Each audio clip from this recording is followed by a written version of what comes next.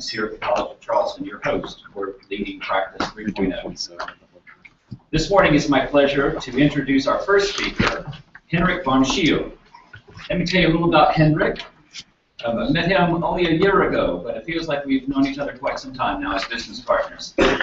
Henrik is an international figure in BPM, recognized as a trendsetter, a driving force behind what we see in enterprise modeling as a revolution. Henrik sits on the advisory board as a member of the Google EMEA. He's also on the board of Gazprom in Europe. Henrik is a co-developer of MySAP and MySAP, all-in-one business, one building blocks. He's co-author of the SAP Press best-selling book, Applying Real-World BPM in an SAP Environment. Many publications beyond that. He's co-developer of the Lead Value Reference Framework, the Lead Business Process Management Notation Framework, SAP's Business Model Process Framework and Approach. On and on. Henrik has been a key member of providing the success that we're now enjoying in both the academic arena, in Global University Alliance, and in the consulting arena. Henrik is here this morning to introduce us now to the next lead transformation as an architect. Please welcome Henrik von Schiele.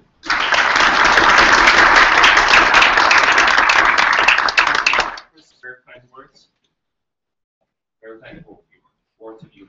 I think we are splitting now. I think the Global University Alliance is splitting into their room. So all the professors. We're taking Mark's lead. Okay. You gotta take anyone. Very good. I just wanted to say to everybody, thank you very much for yesterday. I really thought it was a very nice day. I learned a lot of new people. Pardon? Pardon? Switch it. Bingo!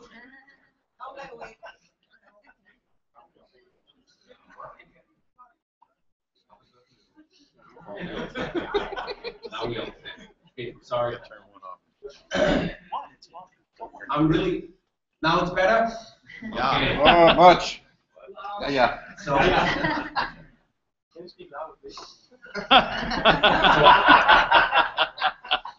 that's politically incorrect. Oh! Yes. So I wanted to say it was really nice meeting all of you yesterday. Met a lot of new people, and for some of you, it's a new concept, and we embrace you in the family and of leading practices.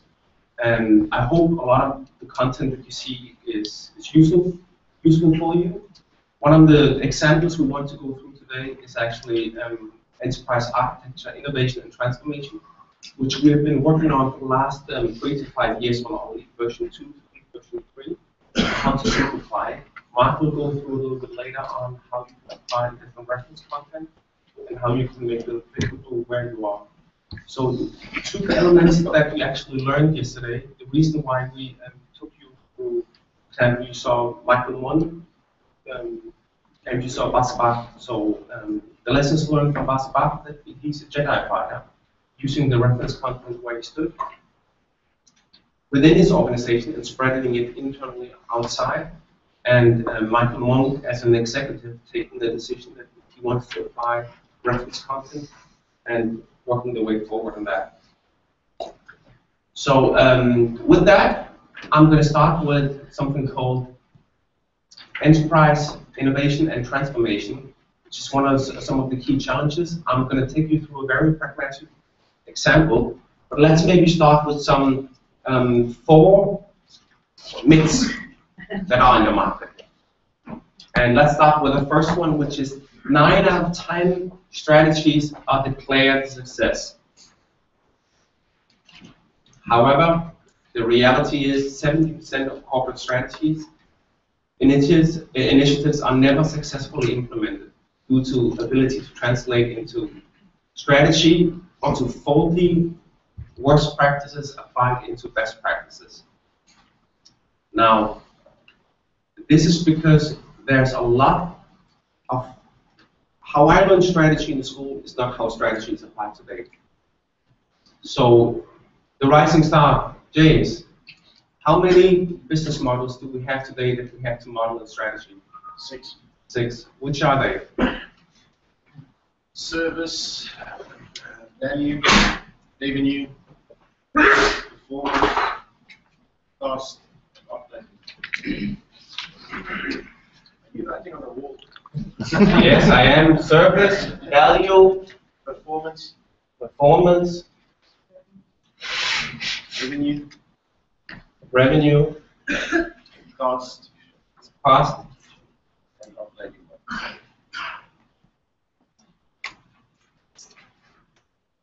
Operating. Which one would you use for growth strategy? Value and service. Correct. Which one would you use for cost strategy?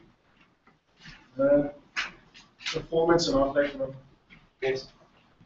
One of the reasons why it's so challenging to really implement the strategy is that what we learned in school to what we need today is very, very different. And when you, in your way of thinking, design something wrong, it's not implementable. You cannot execute. That's the second myth. 7 out of 10 IT projects are declared a success. Funny enough, it's the IT project managers and the people who are measured at it that declares it a success, that been measured at the success of it. The reality is 72% of IT projects fail to deliver on time, on budget, on value. That's a McKinsey Oxford study that was released last year. That actually has the effect that it's around 3 billion of productivity loss, which is about 4.7 of global GDP. So if you look at the numbers below that, 45% of all projects run over budget, 7% run behind schedule, 65% deliver less functionality than predicted, and to achieve 5 million of benefits, we actually have to spend 59 million, which is the ratio of value and investment is totally out of balance. The next myth, that's best practices provide competitive advantage. Meanwhile, 71%, only 71% of the 1955 Fortune 500 company list are still in the Fortune 500, which is alarming actually. And 70% of the Fortune 500, the Fortune 100, 1,000 companies will be replaced in a couple of years. Now, how can that be? How can that be if they're the leader in the market that they lose that space? The promise of best practices, giving competitive advantage, is simply not true. You've seen that model a couple of times. If you are appointed with me, these are the business models we have. In these elements, operating model, cost model, that's where you have to apply best practices. That should be to around 70% of your organization. The best practices will not give you a competitive advantage. That's why you have to be as good as your competitor in the market. These are the industry best practices.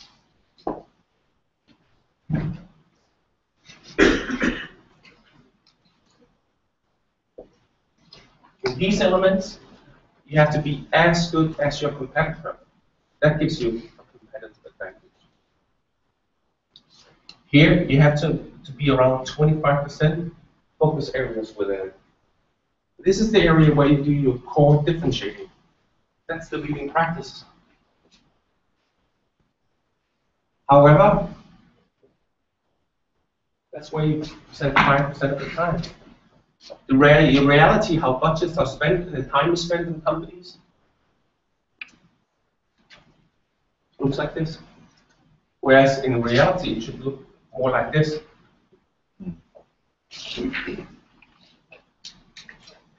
Hence, focusing on first defining correctly how to define a strategy and how to implement it, and secondly, actually defining how can you actually differentiate with your core differentiating, and how does your core competitor support your core differentiating? Because Your core competitor has to support your core differentiating, and your best practice has to support your core competitive advantage that you actually get. Here's the next myth. Innovation is a buzzword of the century. Everybody uses it within the company. Everybody does innovation in everything. Reality is, most who talk about innovation, they describe transformation. Innovation and transformation are two different phases. They're very, very, very different in how you approach it and how you go about it. So this is one of the things I wanted to talk to you about. We've been using a lot of research years to really discover the difference between innovation and transformation, and why transformation projects fail, and how to do a simplified version that any executives or practitioner can use in a transformation project that they go through. Let's first look at saying, what is driving transformation? Transformation is driven by people towards, by people, and because people transform, organization has to transform. So the one thing executives fear the most is what they call the change gap, or the blind spot. So if their ability to change is too big, in terms of that, the leapfrog that they have to do, the change is small, they can cope with it. The bigger the change gets, because they are not able to cope with the change they have to do. That's why the challenge comes with them. They have to do a major transformation, which not only involves transformation, but also involves innovation within it. So, in one of the researches we did, we actually looked at all the respondents and said, what is the obstacle they have to really innovate and transform within their organizations? And the two things they actually came up with is that they have a lack of understandings of the difference between innovation and transformation. That's the first one. I'm going to go through that in a second. And the other one is that they don't know where to start. These are the two things I want to focus on. So let's first take the definition of innovation. Innovation is the act of creating and introducing something new. Innovation differs usually from improvement, because you do something, you add something new to it. Transformation, however, is the state of making a change, altering something that appears in a character, and you alter it usually in something better. So the difference between transformation and innovation is that if something already exists, you can transform it. If you innovate, you have to add something new to it. Hence the big difference in people use the words innovation and actually describe transformation. Actually, when you approach it in terms of the interoperatives, there's a quite different approach. So from transformation, you always start from a location point of view, because there's something where you want to change something which is either not working, where there's a pain point that is located there, or you want to transform this element directly. So there's a location allocated to it. In terms of innovation, there's always the state you're going to. So you start with the whither and the why. So the sequence of it is very different, and the sequence will decide on what's going to be the outcome that you will see there. Now, here's a simple way I'm going to go through with you how you can apply this. So, a stakeholder exhibits expectations. Expectations are expressed in high-level requirements. And business goals are influenced and created by high-level business requirements. This we all agree with. This is straightforward. However, in a traditional project, the high-level requirements are actually defined in the analyze phase, and detailed requirements are defined in the design phase. However, that's actually where some of the key challenges arise. Because a traditional project lifecycle looks more like this. If you want to identify the value, the requirement management goes through all the phases, because you identify through all the phases different elements within it. If you base your project management only based on the as-is situation, to actually baseline on where you are and not where you want to be.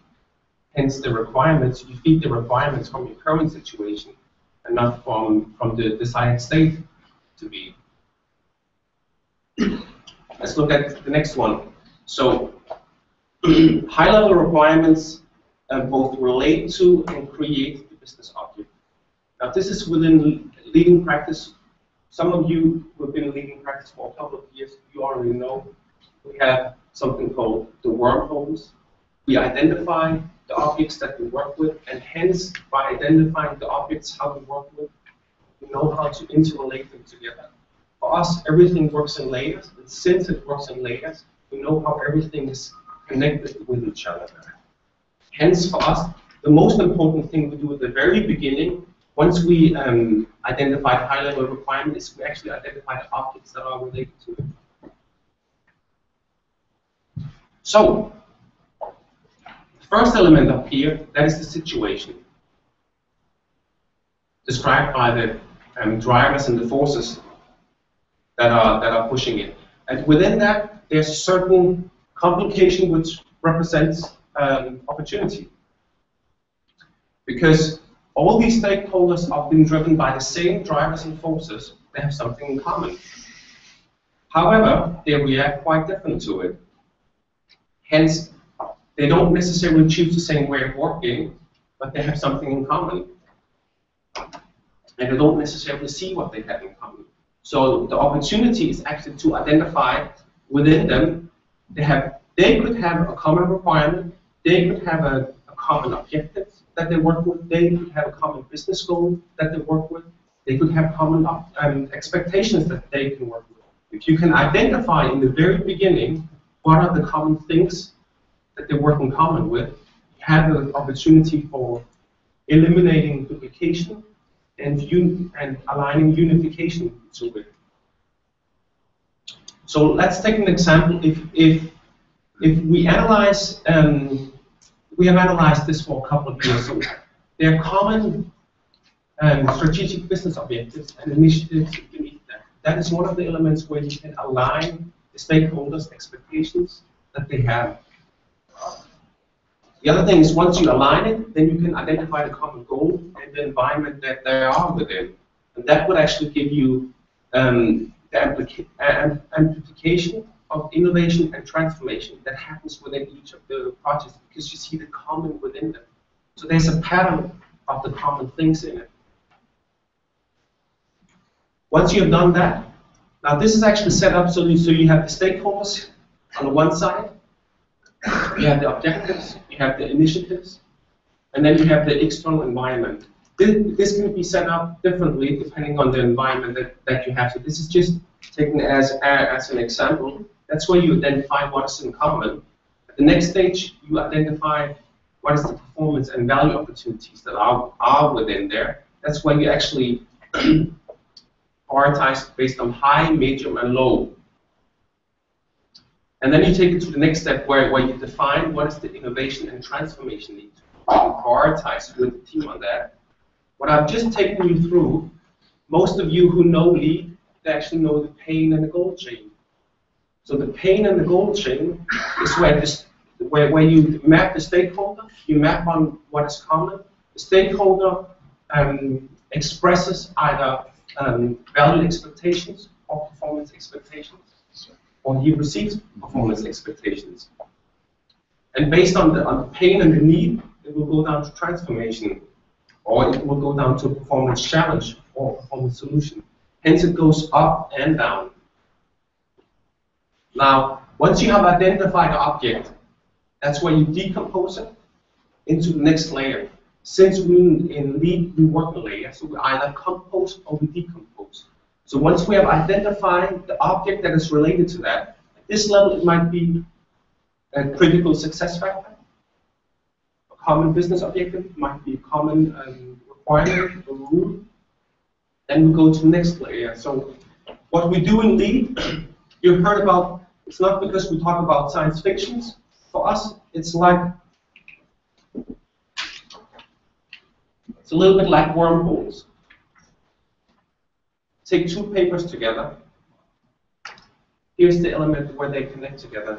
And we have five elements where we can slice and dice left and right. One is the stakeholder. The other one is our layers. The other one is our requirements. The other ones are the artifacts. And the next one is the innovation and transformation within it. So once you identify one of these ones, you can slice and dice it from left and right. Then you can go each way up. I'm just going to take you through one example. So this helps the practitioner. Once you identify at the very early stage when the stakeholder exhibits his expectations, and you have identified the requirements. And within the requirements, you identify the business object, and you have identified the lead object that is identified within it. That might be a competency, might be an external driver, or critical success factors. Then you know how to link it. These are the layers you already know. So let's start with an example of the external and internal drivers. You have all seen that a couple of times. That's the megatrends that are pushing towards a company. So megatrends are something which are existing in the market for the next 15 to 20 years, which exhibits pressure for the company to change in the situation that you have to adapt to. It's direct. If you react to it, it's an opportunity for growth. If you don't react to it, it's a direct threat against your business model. So, as a company, you actually have to react towards it. So, since it's a direct effect on your business model, you do have to react to it. This is the first level of the business model. Within the business model, you will identify strategy, external drivers, the resources, the competencies, the functions, the tasks, the critical success factors, the KPI, and the service flows. And within that, they will serve you as the workhouse. Now, once you have this first layer, then you go to the next layer, because that's where you get the details. So at the high-level application requirement, that's automatically being driven by application goals, and it's influenced by application goals, which also relates to the object, which you can decompose and compose again, and which enables the lead business object as well. So they are interconnected. The same will happen at the next level, where you actually take it down at the technology level. Now, both these, it's only by the lead objects you get the detailed requirements, and it's by the detailed requirements you actually make sure you don't. That's where you get the detailed requirements. You don't get the detailed requirements from the high-level requirements. You have to go down through the layers, and then you get the detailed requirements. That ensures that everything's interconnected, and that gives you a choice. That choice is quite important, because that choice enables you to either base it on the demand, on the expectation. Do you remember the goal chart and the pin chart? That's why you go back down to the stakeholders' expectations, because it's only through the stakeholder expectations you decide on now. Do you want to base it part of it on the as-is and the to-be situations? Most transformation projects are based on the as-is situation, meaning mapping what you already do and not with the end goal in end. Hence, 40% of projects that base it on the as-is situation, they already fail, because they map what they do and not what they want to do. This is quite important, very, very important, because it's a common practice to base it on the as-is situation. I'm just going to take you through an example, because then you actually take it through and you prioritize the value and the performance opportunities within it. And all of these charts, all of these matrices that you have, as you can see, within here, all the business models are actually mapped. How you apply the different business models, and how the business models support the operations within it, but also the execution of it. So within Lean, the business model goes all the way down to execution. It has to, everything is connected. Everything has to be connected. If not, it will not be execution. So, this was probably very, very simple. If we've tried to make this as simple as possible to actually how to run through a transformation project in a simplified way. Now I'm going to run you through it in a very, very simple way, because what you do, you always have stakeholders, and stakeholders always have expectations, and the expectations. Cord. Sorry. And the stakeholders always have expectations. These expectations, they will demand high-level requirements. These requirements needs to be, they're being driven by a goal, and this goal, that's when you identify the lead objects that work with. And by that, you start decomposing it. And by decomposing it in the detailed requirement, and then you can base it on a to-be situation. That's the only way to do it. So the takeaways, there's a difference between innovation and transformation. Innovation, you have to add something new to it. A good example,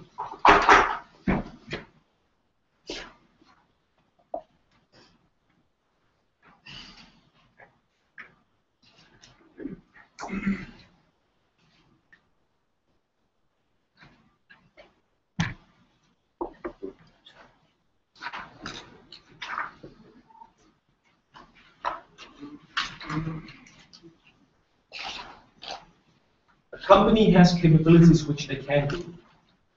They have resources, they have a setup, they have facilities, they have competences right here. That is the current situations which they can do.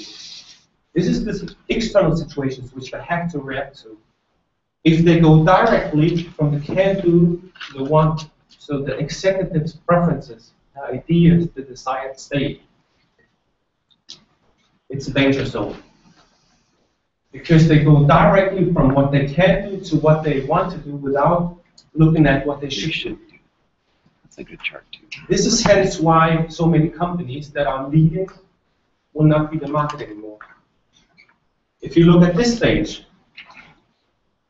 if a company has capabilities and competences and resources, and they move from can be to the should be, that's where transformation happens. They have to transform capabilities which they have from one area to react towards an external force that's happening. So they have to adapt to it. The ideal way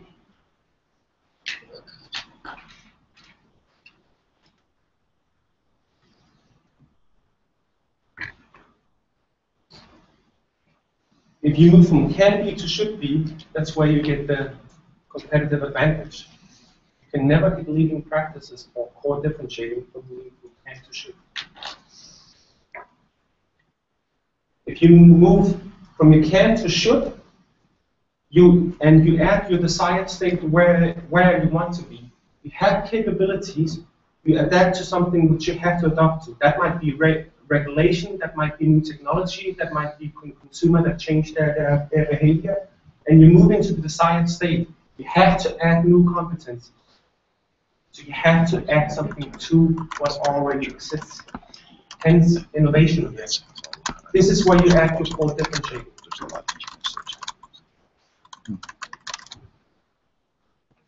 This is a simplified model, highly simplified.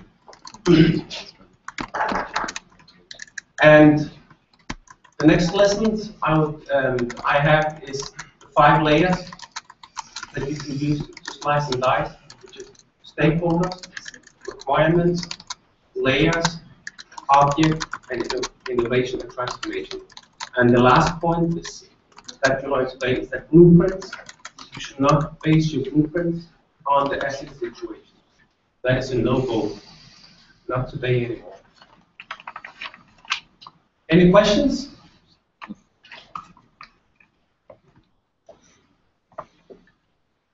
What about in the middle? Can, want, and should? Right here? That's reality. So, I mean, this is the optimal place to go actually here. But you have to go this way. Then you actually can go. You can't jump from here to here. It has to be, you have to transform what already exists in a certain manner and then add something new to it. It's a chicken and the egg story. Henrik, you say no more blueprints are needed in transformation projects, but you do need some artifacts, some documentation. Yes. So you showed a stakeholder map. Could you maybe sort of go through what some of the key templates or artifacts might be? Key templates, artifacts. You covered a few of them. I just wonder, is that kind of the flow, or? So last time, for the business innovation transformation reference standard, there's a lot of content. So what I've been trying to do is I've been trying to simplify it in a very, very simple way that everybody, independent if you're a big organization, like you are an executive, or if you're a single person, that you can simplify the versions, how you go through the steps. You have all the content in terms of painting goal chain, you have all these elements and more to it in terms of the project life cycle, transformation life cycle, roles, everything, these things you have to it. But this is the simplified version for you to go step by step through, because you don't necessarily need to go through all the details. You need to have a red line that, independent of which project you go through, that you actually need to know, okay, I have a stakeholder, he has expectations. The expectations are related to a business goal. Business goals relate to a high level requirements. Now I have this, which is my situation. Within the situations, what do I have in common? Identify what's common, because that's the first step that creates for you the opportunity for unification and simplification. And then you have identified the object, and then within the object you go to the next level layer. Now we say, okay, now I have the layers, and then you go into the details. So you distinguish between two levels. The first level is the simplified level before you go to the more detailed level. One more question. So if you're following through and you're trying to build a transformation and/or innovation agenda, how do you detect that you're jumping from can to want as opposed to can to should or should to want? How do you avoid the danger zone? What's the evidence that you're entering the danger zone? Now, if you ignore the should, that's where you go directly into the danger zone. So if you're ignoring the external factor, the regulations, all the elements that you should do, that the drivers and the forces in the market actually present to you, and you actually say, well, I'm too strong, too big. It might be, so if you take a company like Novozymes, they're in the blue ocean right now. They would be happy and just say, you know what, we really don't have that many competitors. We really need to do nothing at all. And we just do what we want to do. And they don't consider the threats that are coming in the market, the trends that are coming in the market, all the consumer behavior, all the regulations and so on. Eventually, their business model will be under threat. Professor Rosing? Also in the should is the could. But I mean, there are certain things that executives want that absolutely make no meaning. I mean, I understand that they want it, but it's just not possible. Because based on the very aspects of where you are, you just can't do that. So in the should, there are certain factors that play a role that goes back to the can. Between there is the should. And what you actually could do. That's why I'm not the transformation. Go back to the story, why the transformation between them. There are certain aspects that exist. It is that which I can transform. Obviously, it's a summary of some of the things. For those of you who are very interested in that, we actually have quite a lot on this. But I mean, due to the fact of your situation, why don't you blueprint? Because your expectations and your requirements already link to the asset situation. You don't need to blueprint all things. The very things of your requirement relate to the very object that exists. If you're not happy with it, you actually are not happy with a very specific thing. Every expectation, every requirement always relates to something. There is no way that we can say, well, I want to do something, but it doesn't relate to anything. Physical impossibility. Does that make sense? So that's the logic that is within this. Well, there's obviously lots more. Ron? Hence the agile approach. Well, Can you speak this way? one of the things that I see, and maybe I'm wrong, but I see the should. You know, there's a lot of times we find ideas that are before their time, but they can't be accepted yet. You know, there's great ideas today that were already thought 20 years ago. But the problem is the environment, the should environment, is not ready for it. So you can't go to the want for that until the environment catches up. So, but that leads it though, because that want eventually gets out there and other people get on the bandwagon, and that's kind of changes the should so that you can actually get to it. But I think all of us know of ideas that are before their time, and you wonder why aren't they implemented? That's because the should's not there yet. And I think that's something that we have to deal with. But the driver for that has to get back to the want, because the want will drive the should eventually to a new environment. If, you know, it's kind of like social media. You know, once the tipping point, then the should goes. So that's the way I look at it. I don't know if that's true or not. It just dawned on me when I was looking at your circles. Sounds good, Ron. Sounds good. But basically, the should are the things you have to react to. Even though you don't see it, it might be internal or external factors, you have to react to them. They are a threat against your business model directly. If you don't react to them, they will destroy your business, your future business. If you react to them, they're actually an opportunity for you to actually increase your competitive advantage. Then an opportunity for you to identify new areas where you can add new competences, where you can build on additional services. So they're actually an opportunity as well within it. So, but not everybody see it. You have to have a certain flair for it, and you have to be very aware of it. Okay? Gary, that's the last question?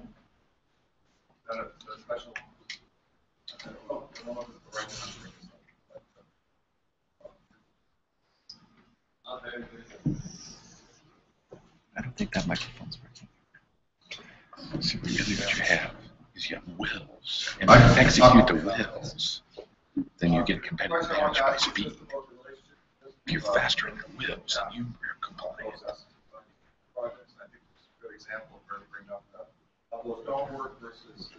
So if there's a new regulation that says you will do so and so, if you're faster in working with execution, you could. What the wills are the shoulds you should do them.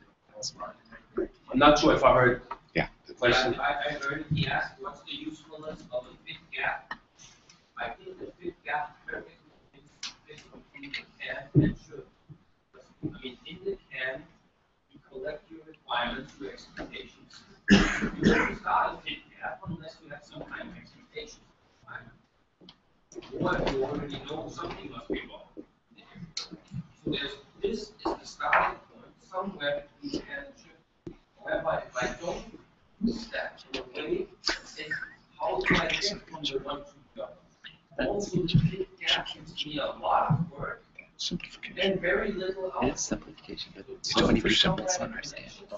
Into the context. But so many people misunderstand. What do I want to change? I think That's all I why was saying too. There's pieces. But knowing what you are is important. Okay.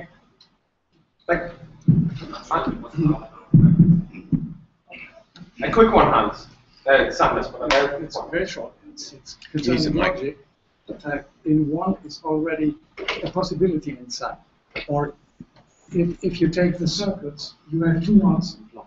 So the one is a possibility, or it includes analytically possibility. So if you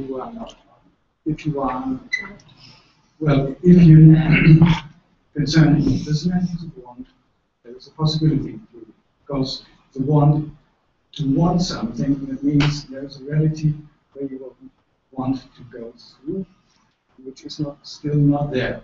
So there is a possibility included.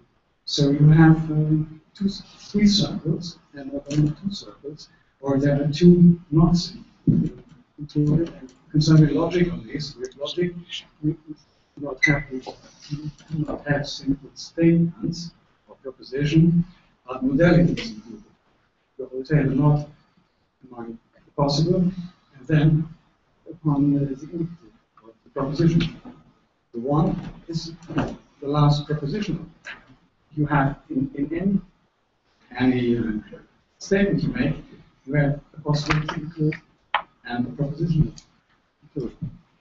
According to Aristotle, you would have modality in connection with the statement. Was there a question in this? No, it wasn't. Okay. It wasn't. No, but it was very enlightening, but I didn't hear a question. Okay. Thanks a lot.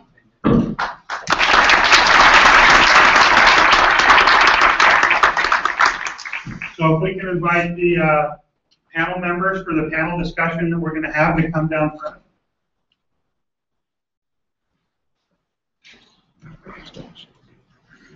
Thomas and Victor, Andrew, Michael, come on down.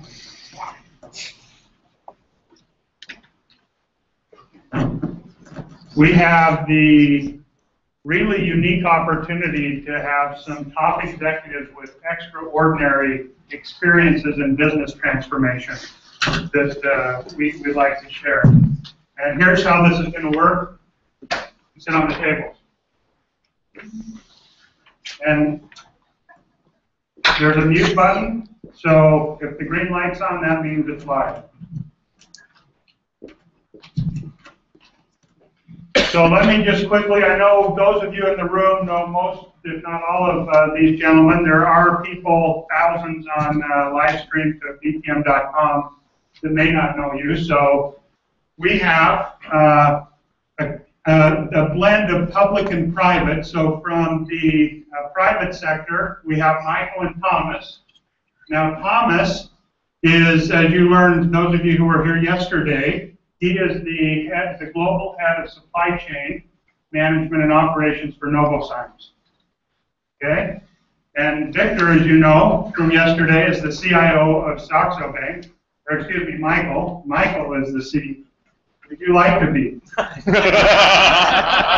to switch?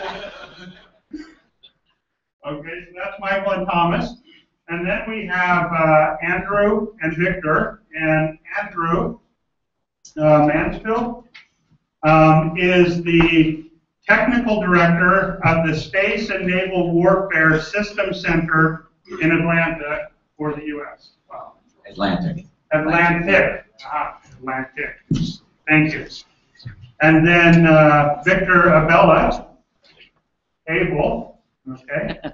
Victor Abel is the Director General for Canada for the Travelers Portfolio, which to me means the people coming in and out of Canada. Border services, the flow of people and immigration and customs. Yeah. Okay, very good.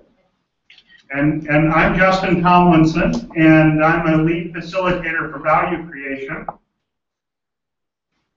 Oh, we need to tilt our tables just a little bit more for the view. And Andrew, if we can move yours in. No, theirs is good. Oh, there's, okay. There you go. All right.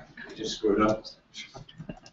So what I'd like to do for us to get us started with this discussion is just share a very short video that really shows what business transformation feels like and what a successful landing looks like.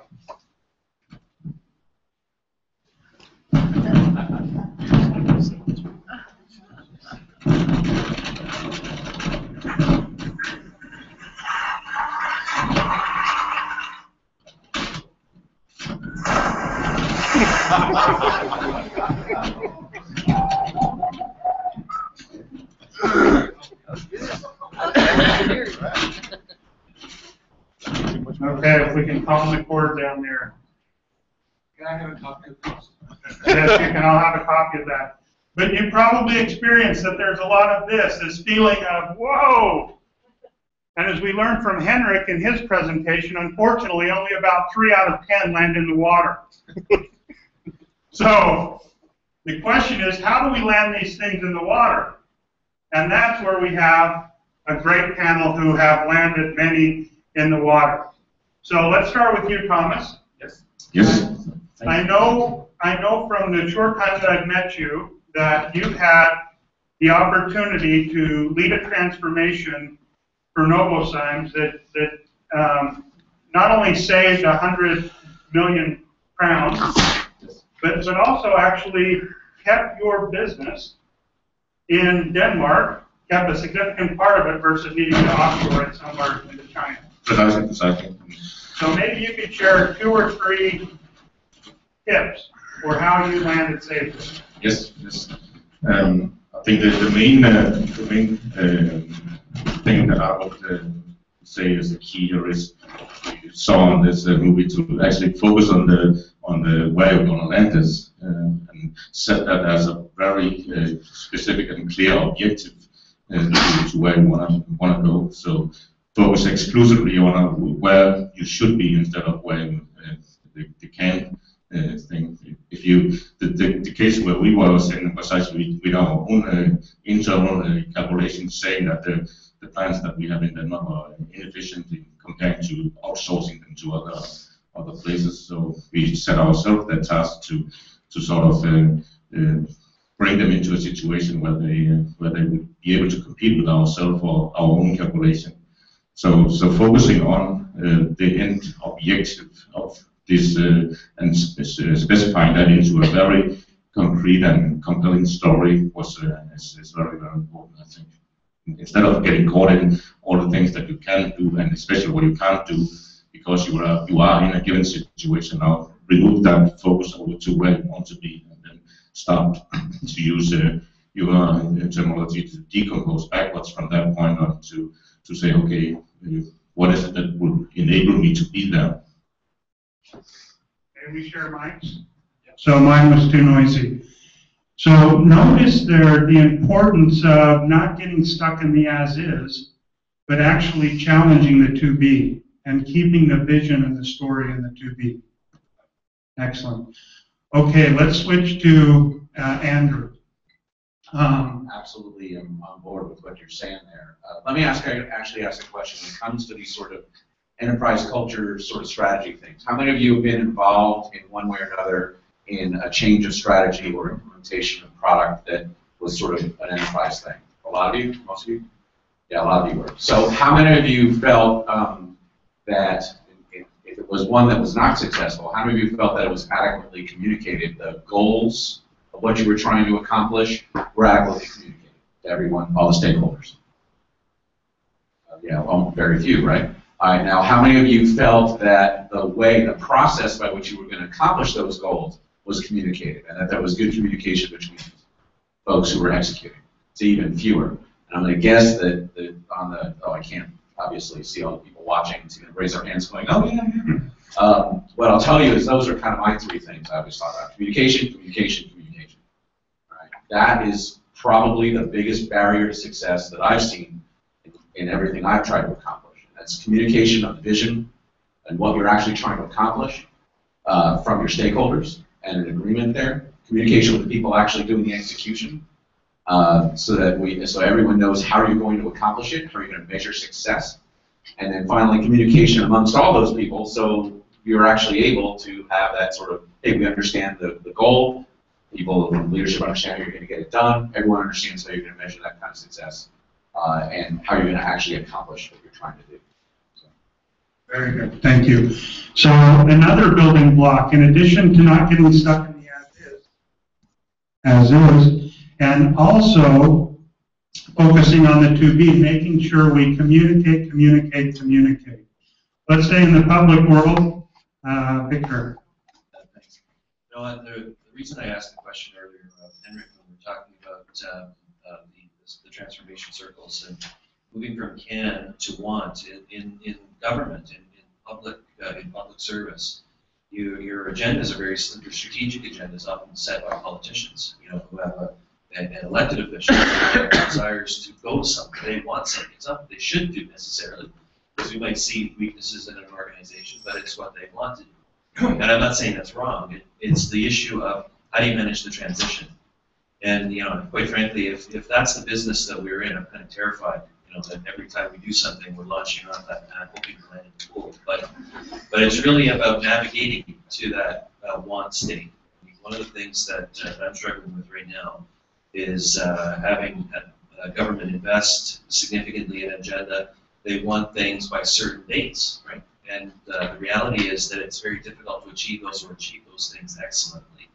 So it's what you can do, and I think it's for us, when we know our environment, when we do the decompositions, when we start to understand the path, it's trying to find a way that's, and to steal the words from someone yesterday, the most viable option, right?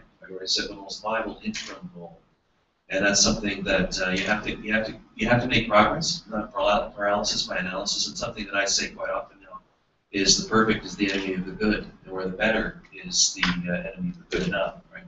My colleague here said. And so it's really looking for things that you can make progress on and not avoiding it because you can't get to the want state, but realize that you might have external forces that are driving there. I think that's often true. Government-led. Very good, thank you. And Victor, I know you, Michael, geez. Michael, I know that you shared with this group some of your best practices yesterday, but again, for our audience, don't feel shy to repeat some of those. No. Am I? Is it better? Good. I'm on now.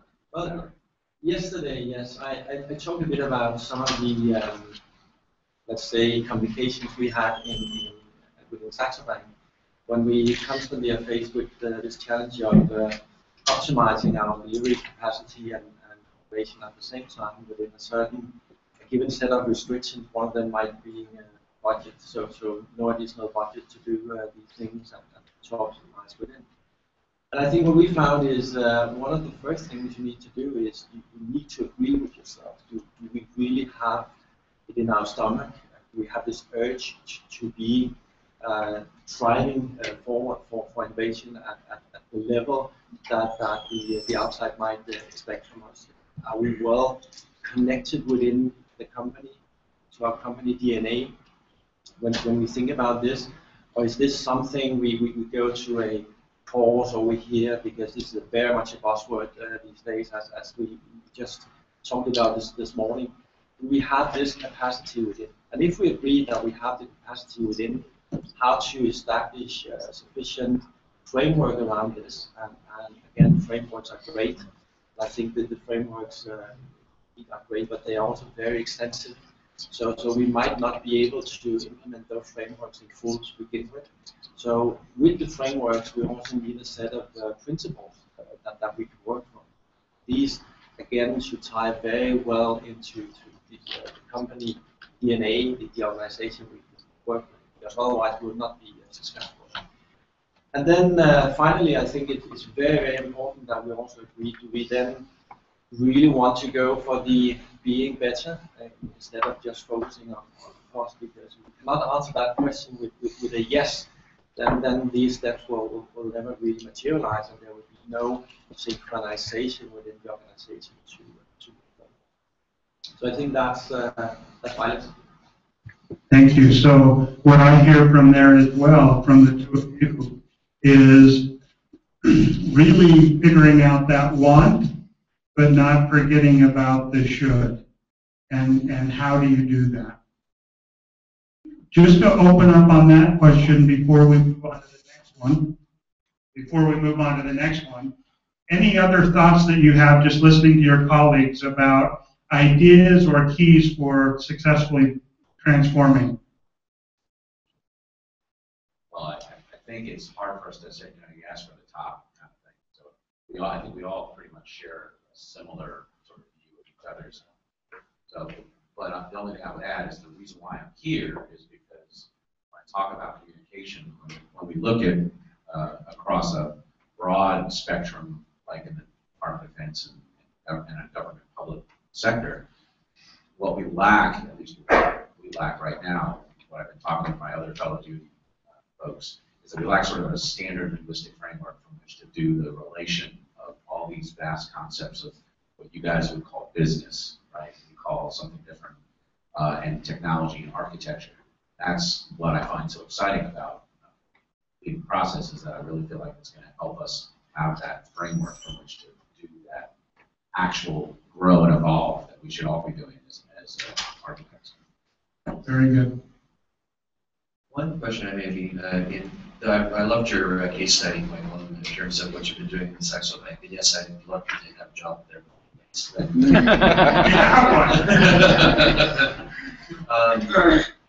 One of the issues is in communicate. It's hard to get consensus sometimes around direction, especially in larger organizations. And in your model, you're talking about, it looks like there's in the company, the organizational DNA, there's a lot of trust, there's a lot of unity, but is it always that unified? And how do you deal with conflict or issues when they arise? Is that purely then a committee issue governance, or do you have another kind of agile way to deal with those kinds of, say, I don't want to say disagreements, but you know, when consensus starts to break?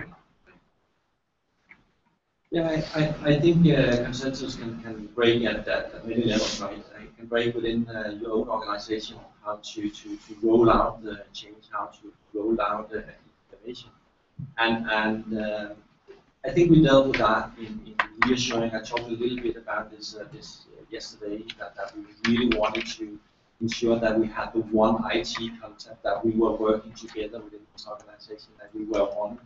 That was a very important factor. Then of course you can have disagreements at technical levels around quite a few of these things. And I think the way we tackled this were actually to go forward, propose to people, especially we had an issue with the business owners and how we wanted business owners to react within the organization, and explain to all the stakeholders within the organization the consequences of not doing this the way that we propose, having this unity, thinking about all the way down to enterprise architecture.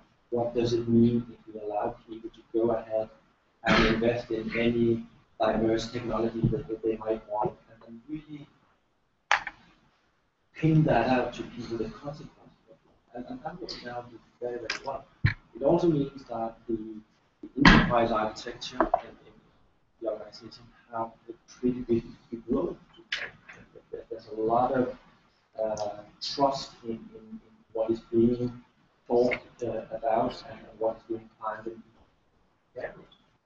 So, did you find that a different message resonated with different part of the organization? How did you use various aspects of the leading process to kind of translate to those different folks? So some are going to worry about cost, some are worried about capability. I mean, yeah, we're just worried about themselves. Yeah. Well, right, true enough. Well, and that's a good point. It is a very good point, and I think it's a very common thing for most CIOs today, that you need to be investing quite a lot of your time in stakeholder management, and you need to present the value proposition in different ways to different people. And then again, there you can also apply principle.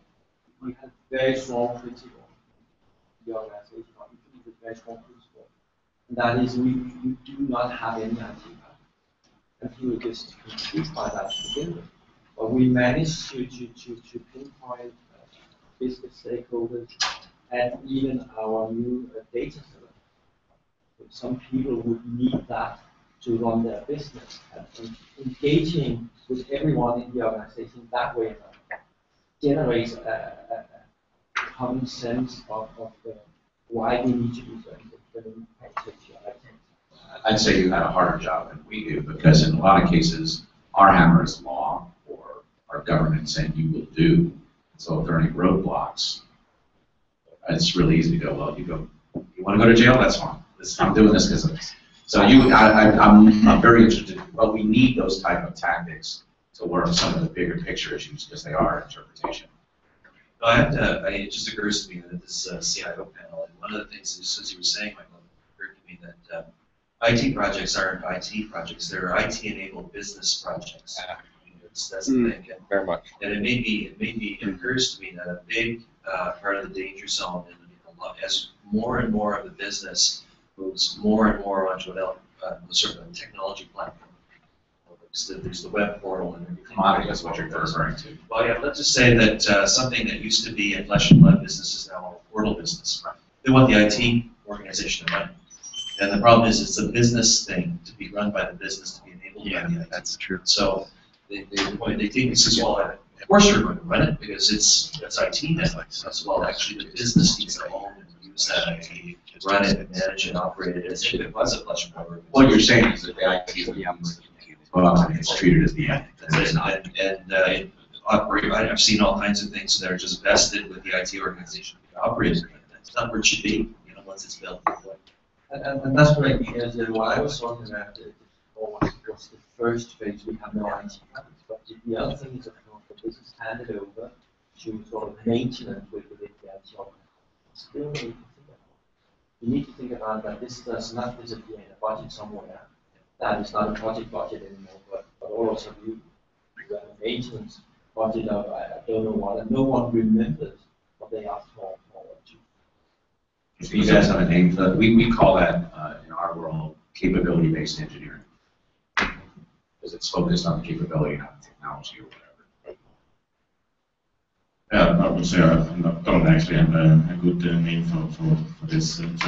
But I'm very aligned with, especially I use the word alignment, which is key in what we do. We need to be aligned on what the objective is, what we want to achieve, and then you can have autonomy in the rest of the organization in terms of this. If you're strong and you use the values yesterday also, that you have something that is core, and then you have an objective you want to achieve, and if that's strong enough and everybody can sign up against that, the rest of the thing runs itself more or less.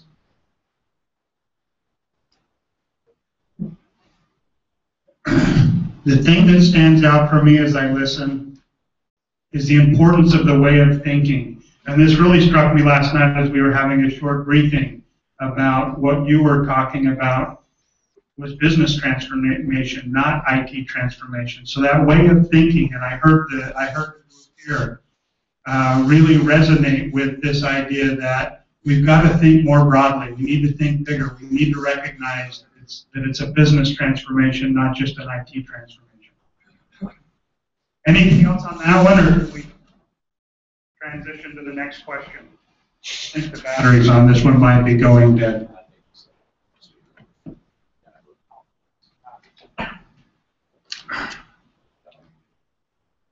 Any other comments on that question, or go to the next one? Yeah. It's muted. Oh, it's muted. Here we go. Okay, thank you. So the other question that I would like to explore with you and have you share your thinking with the group has to do with this picture here on the board. We've been talking about it a little bit, and the question of how do we avoid the danger zone and really get through the can and should into this innovation space. And one of the challenges that we face is how do we spend the time in the strategic areas and not get completely absorbed in the operational areas. So if you just think about where you're leading in your respective organizations over the next two years or so, what's on your mind by way of space in the should over into innovation and where to lead to? Let me just explain why this question struck me last night. Part of what I gathered was the confidence that the four of you have in business transformation. Oh, we can do that. We know how to do it. We figured out how to transform. The question is, are we going to the right place? When we get 2 years down the road and actually complete that transformation, will we be where we need to be, or has the world shifted? So what's on your mind just thinking about what's important over the next couple of years for us in this room to have top of mind? Please. I talked a little bit about this yesterday also, and I think the sort of structure that we can provide to the business around this is also very, very important. And what we've been working with were a couple of concepts. One of them is the continuous delivery. the other one is the minimum viable product. Because with the ability to react and react much faster, to test ideas much faster with the client at the other end, then I believe that we can also give our business some tools that we might otherwise not be able to provide. And we talked a lot about the newcomers, the new companies, and where to invest. A lot invested in innovation. Of course, that's where we need to compete. We need to support the infrastructure, thinking around being able to react pretty much as a greenfield operation, at least within certain areas of our organization. Because if we don't do it, then we will be by violence.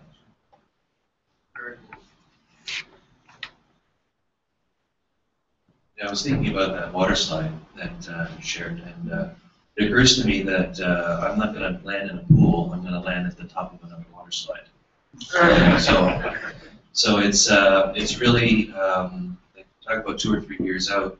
I'm both concerned right now because there's so many different things going on, and so much appetite for change, and that's a wonderful thing. It's not a bad thing at all. It's actually where I am is for that reason. But I'm both concerned of where we're going to be in a couple of years, and I'm also very concerned that I make sure we get wherever that is. I've got to execute. So what I'm spending my time and effort now doing is trying to undertake a different view of things. The organization as big as it is, and when you look at defense in the States, you can do some really big things, and then you see them later how disconnected they are from some other really big things. And certainly my view is now we need ways to put big things together and find a way for them to find a in a structured way. We talked about some of those things in your presentation, Ken. I think like for me, it's really about road mapping. It's really about pulling it all together and understanding what the suite of capabilities is going to be, with the suite of gear and toys and all the shiny things that people are going after right now. How they work, 2 years from now. And then what do you do then? So you start to infer the next agenda, or what the arc of that next slide is going to be. When you realize you end up with all these things. And I worry about hardening, with greater investment, hardening legacies that we should just get out of now. It's the whole thing about picking your battles, right? And realizing that you can't do everything perfectly, but finding the things that might make you miss the next slide. I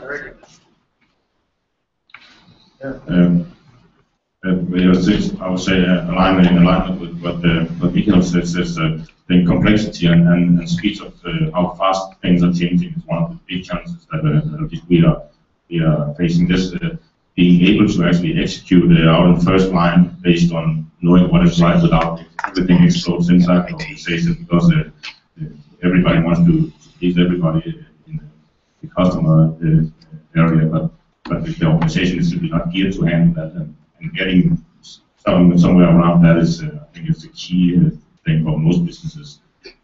We, as consumers, we don't want to wait 2 days on a package. I mean, once we have ordered it on the internet, we expect it to be there the next day, and actually being able to do that, because that is now the sort of in the lowest level of the scale over there. This is just the expectation. It's not something you can compete with. This is just, if you don't do it, you're out.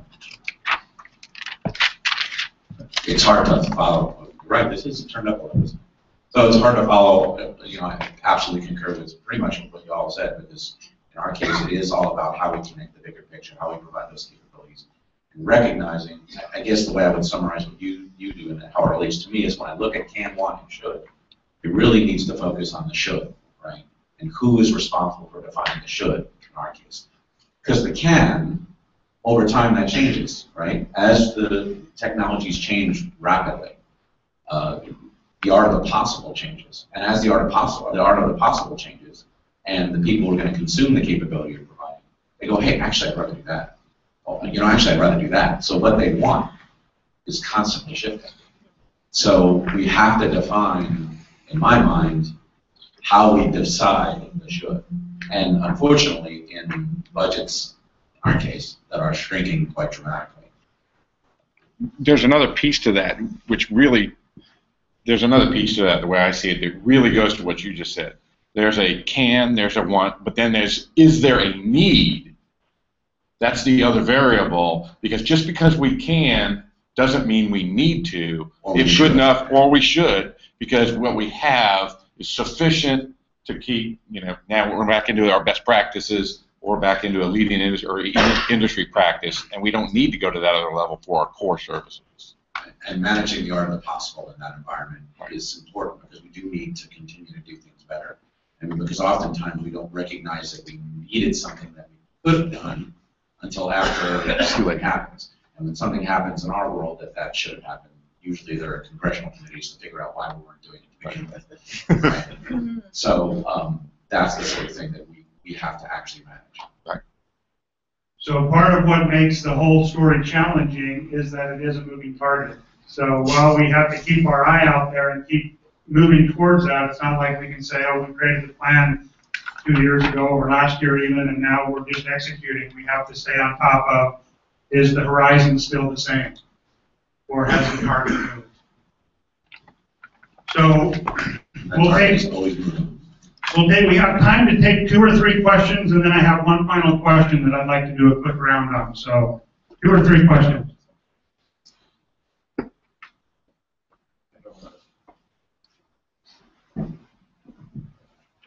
So I'll do a comment and then a question. I would say my comment is that I think what I've picked up in terms of being practice and the tools and the capabilities that you have through this methodology, what you should really be focusing on is collapsing the should and the want. Like, this is a methodology in order to give business people the tools that they need to make sure that their wants are aligned to what they should be doing. In my view, it should be a 2-circle chart, right? Ultimately, if you're successful in providing the right information at the right time, they have the right tools to see things that they want or the things that the organization should. Our discussion last night, actually, that's what we did. The should is a subset of the want. And then my question was actually just in terms of a people-related question.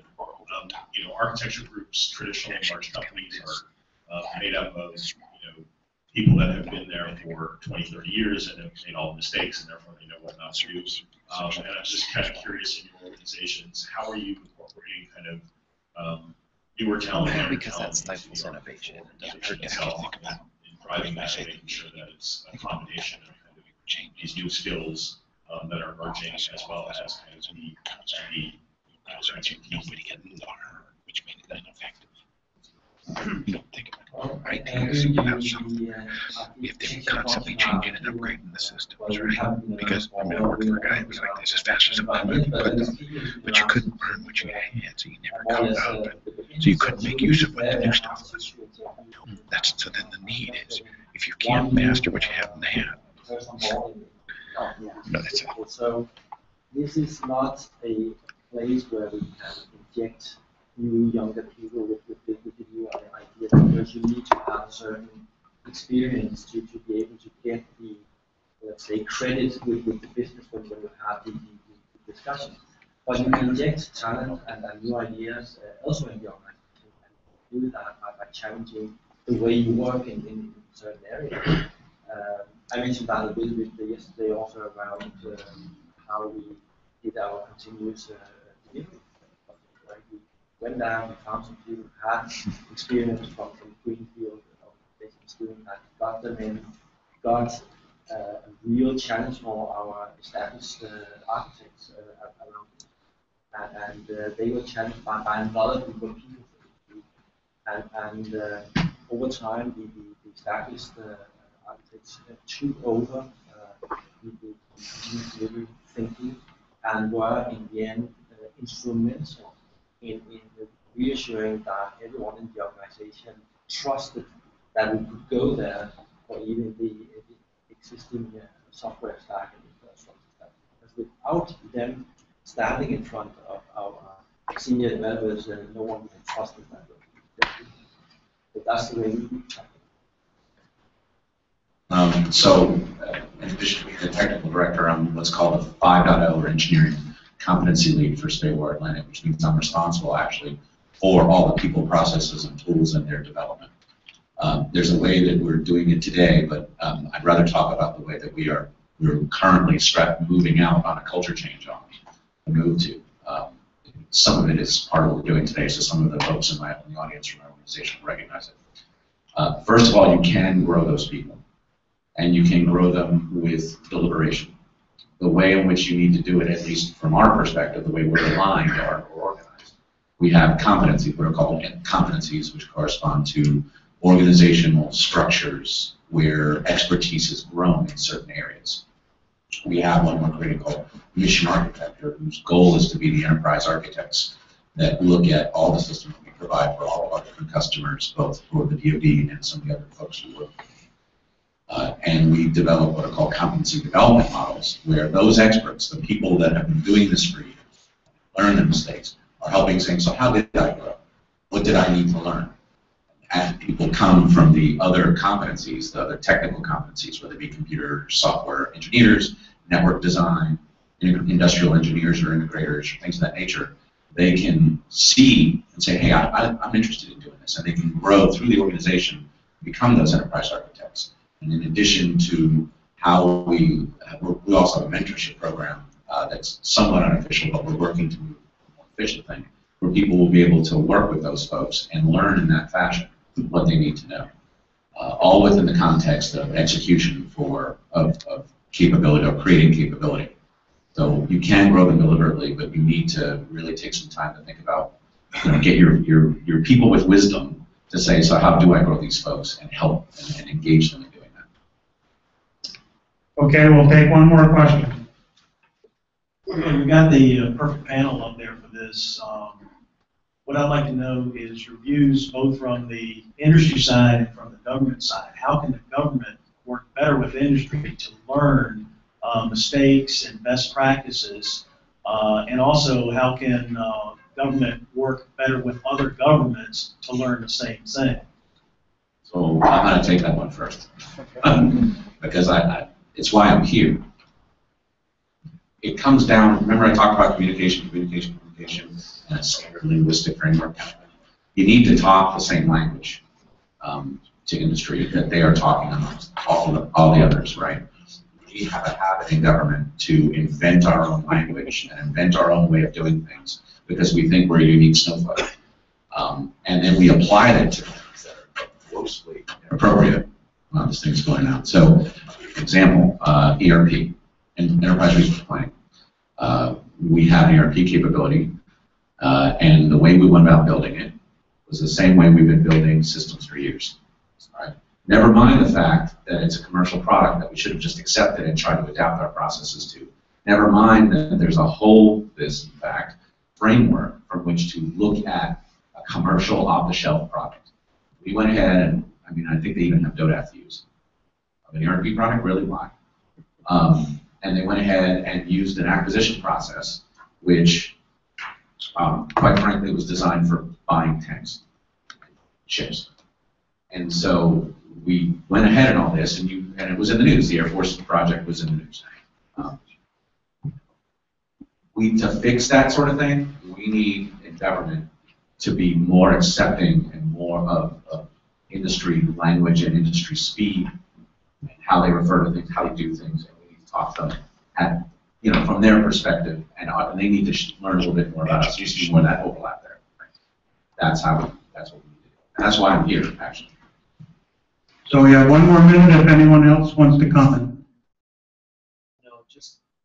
I gotta speak. Just to say that, I think it's important to have the layers and know how to compare things, right? It really comes down to trying to go for an apple-to-apple comparison. And there are opportunities to do that between business and government, and certainly between governments. Like in any other benchmarking exercise, like I remarked last night we were chatting that if you have a highly chaotic, low maturity organization, you can actually find a leading practice in that someone's figuring it out, better. So you can benchmark internally, right? But I know that we benchmark internationally, with what other governments are doing in terms of transforming their border services. I think it's important to sort of look over your shoulder at what other people are doing. There's one very important difference between public and private. It's in the value proposition, which is the corporate interest versus the public interest. Right? The public interest is this big have a bigger, larger amorphous thing, you know, part of a political agenda and part of a democratic agenda, maybe more corporate, where corporate interest is easier to be a lot more focused. Right? And so getting it focused sometimes is a challenge. We have a whole different way of looking at value based on those sorts of things. We have, like you said before, we have completely different drivers and a whole different way of looking at value.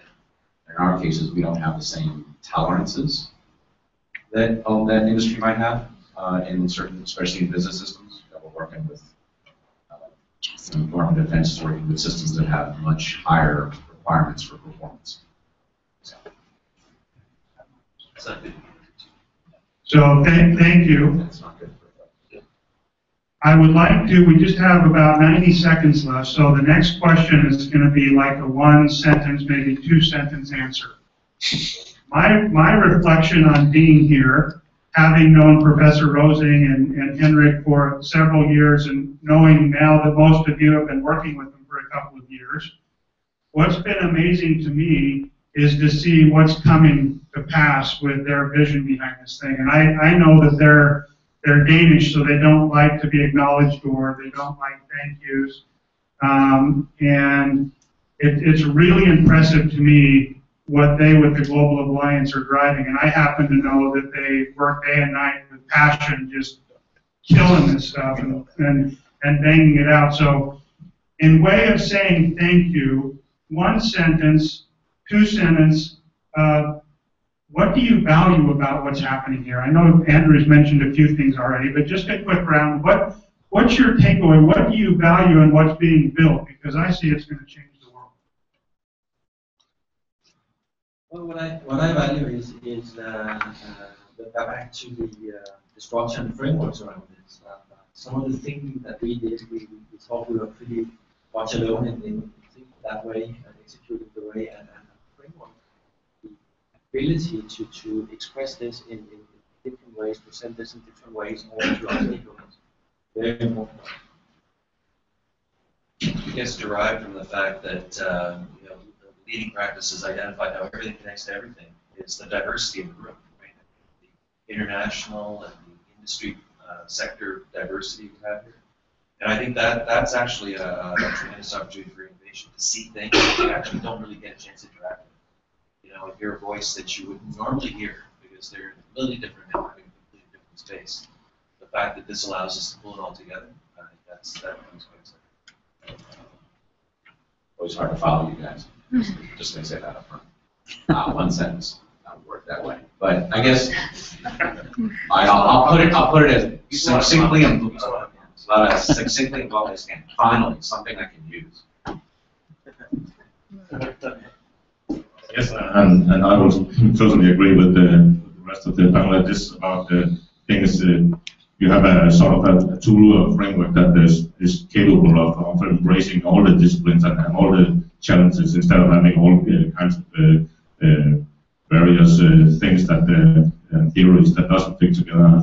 It's a very good framework to also ensure that you actually get through all the steps in doing things.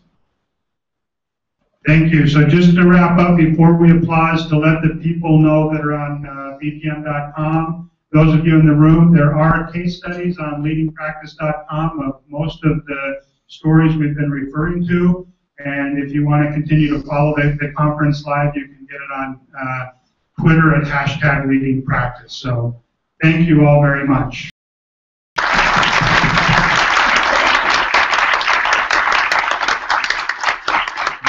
Back to you.